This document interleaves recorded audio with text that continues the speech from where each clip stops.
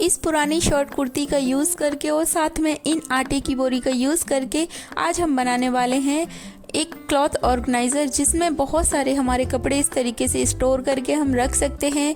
और इसको बनाना बहुत ही आसान है। इसमें ना ही मैंने कोई फोम शीट का यूज़ किया है, ना ही कोई अस्तर का यूज़ किया है। तो चलो करते हैं स्टार्ट।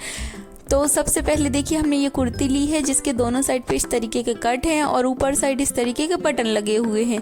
तो हम बटन को इस तरीके से कैंची से रिमूव कर लेंगे। ध्यान रहे कि नीचे से कुर्ता हमारा कट नहीं होना चाहिए।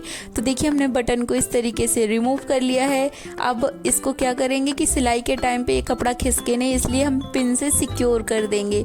तो देखिए, इस तरीके से हमने पिन से इसको सिक्योर कर दिया है। अब इसकी जो पॉकेट है ऊपर साइड, उसको भी हमने रिमूव कर लिया है। इसके बाद जो नीचे दो कट हैं उन पर हम स्टिच लगाएंगे और साथ ही जहाँ पे हमने पिन लगाए हैं उस पर भी हम सिलाई लगा देंगे। तो ध्यान रहे, कुर्ते को उल्टा करते हुए यहाँ पे हमें सिलाई लगानी है। तो देखिए, इस तरीके से हमने दोनों कॉर्नर पे और ऊपर की साइड इस तरीके से सिलाई लगा ली है। सिलाई लगाने के बाद अब हम इसकी कटिंग करेंगे।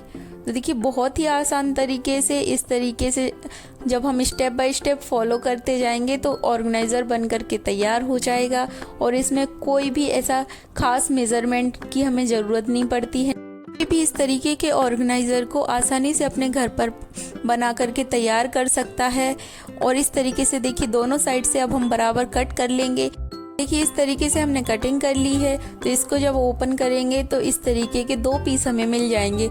इसके बाद हमें आटे की बोरी लेना है और सेम साइज़ की आटे की बोरी की भी हमें कटिंग कर लेनी है। तो देखिए, इस तरीके से हम आटे की बोरी की भी कटिंग कर लेंगे। तो दोनों साइड से इस तरीके से हम कट कर लेंगे और सेंटर से इसको ओपन कर लेंगे।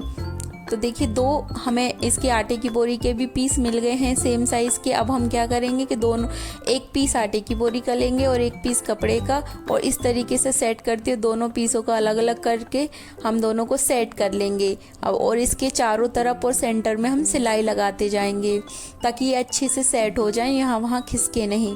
देखिए, हमने सेट कर लिया। अब दोनों पीसों को इस तरीके से रखने के बाद इनको सेट करते हुए जो भी एक्स्ट्रा पार्ट है उसकी हम कटिंग कर लेंगे। तो जो भी हमारे आइट साइड में जो भी एक्स्ट्रा पार्ट सिलाई लगाने के बाद बच जाता है उसकी हमें अच्छे से कटिंग कर लेनी है, तभी ऑर्गेनाइज़र फिनिशिंग से बन करके आएगा। और इसके अंदर मैंने कोई लाइनिंग का यूज़ नहीं किया है। अगर आप चाहो तो आप लाइनिंग यूज़ कर सकते हो। लाइनिंग के तौर पे आप किसी साड़ी, किसी कुर्ते या फिर किसी दुपट्टे का, जो भी आपके पास पुराना कपड़ा हो उसका यूज़ कर सकते हैं। फिर ऐसे दोनों पीसों को आमने सामने रखते हुए बीच में हमें इस तरीके से जिप लेनी है और वो लगानी है। उसके पहले मैं आपको इसका मेज़रमेंट बता देती हूँ, जो 29x17 का हमें मेज़रमेंट मिला है। फिर देखिए, इस तरीके से हमें इसकी चेन लगा लेनी है और इसके बाद चेन को इसके अंदर इंसर्ट कर देना है। तो ये बहुत ही आसान है बनाने में और कोई भी आसानी से अपने घर पर इसको बना करके तैयार कर सकता है। मेरे पास शॉर्ट कुर्ती थी, इसलिए ये ऑर्गेनाइज़र उस हिसाब से मैंने बनाया है। अगर आपके पास कोई बड़ा कुर्ता है या फिर आपके पास दुपट्टा या साड़ी जो भी हो उसका यूज़ आप कर सकते हैं। तो देखिए, इस तरीके से मैंने यहाँ सेंटर में भी सिलाई लगा ली। अब इस तरीके से चेन को सेंटर करते हुए रखना है और यहाँ पे लगभग 6 इंच की दूरी पर इस तरीके से बीच में लाना है चेन को। तो इस तरीके से हमने अच्छे से सेट करके इसको रख लिया है। ये लगभग 6 इंच की दूरी पर हमने इसको सेट कर लिया है। अब एक कॉर्नर को लेते हुए इस पे 4x4 का हमें बॉक्स रेडी करना है। तो इस तरीके से हम इंची टेप रखते हुए 4x4 का इस तरीके से नाप लगा लेंगे और इसके बाद इसकी हम कटिंग कर लेंगे।